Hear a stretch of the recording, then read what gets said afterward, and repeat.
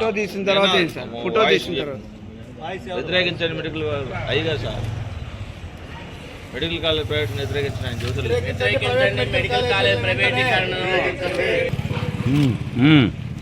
ఏంటి సార్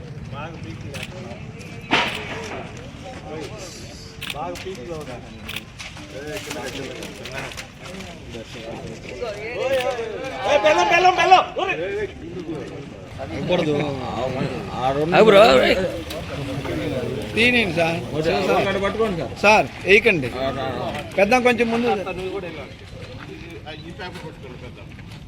కొంచెం ముందుకుండి పెద్ద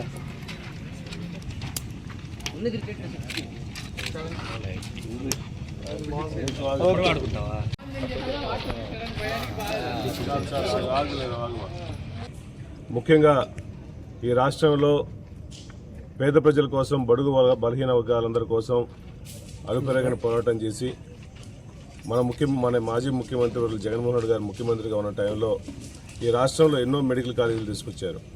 పేద ప్రజల కోసం ఉపయోగపడే మెడికల్ కాలేజీలు కావాలని చంద్రబాబు నాయుడు గారు జగన్మోహన్ రెడ్డి గారికి మంచి పేరు వస్తుందని చెప్పేసి 10 మెడికల్ కాలేజీలని ప్రైవేటీకరణ చేస్తూ పీపీపీ మోడ్లో ప్రైవేటీకరణ చేస్తూ ఎంతో దారుణంగా ప్రజలకు ఉపయోగపడే మెడికల్ కాలేజీలన్నీ పబ్లిక్ ప్రైవేటీకరణ చేయడం నిజంగా చాలా బాధాకరంగా ఉంది.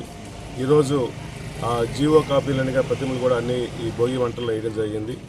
చంద్రబాబు నాయుడు గారు ఈ చేసే పనులు ఈ కుటుంబ ప్రభుత్వం వచ్చిన తర్వాత ఈ 108 కానీ ఆరోగ్యశ్రీ కానీ ఆరోగ్యమే పూర్తిగా కౌంటబడింది.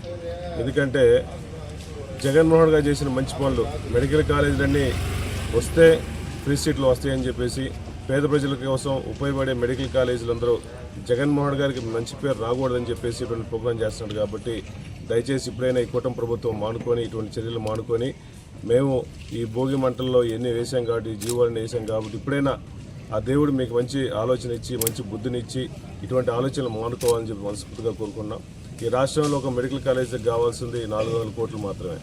కానీ చంద్రబాబు నాయుడు గారు ఎన్టీఆర్ విగ్రహం కోసం సుమారుగా 1750 కోట్లు ఇచ్చేసి ప్రభుత్వ ధనాన్ని ఇచ్చేసేసి ఎంతో ఇబ్బంది పెడుతున్నాడు. ఎన్టీఆర్ మీద ప్రేమ ఉండొచ్చు కానీ ఈ విధంగా వందల కోట్లు ప్రజాధనాన్ని ఇచ్చించేసి ఈ విధంగా ప్రభుత్వ ధనాన్ని లూటీ చేస్తున్నాడు.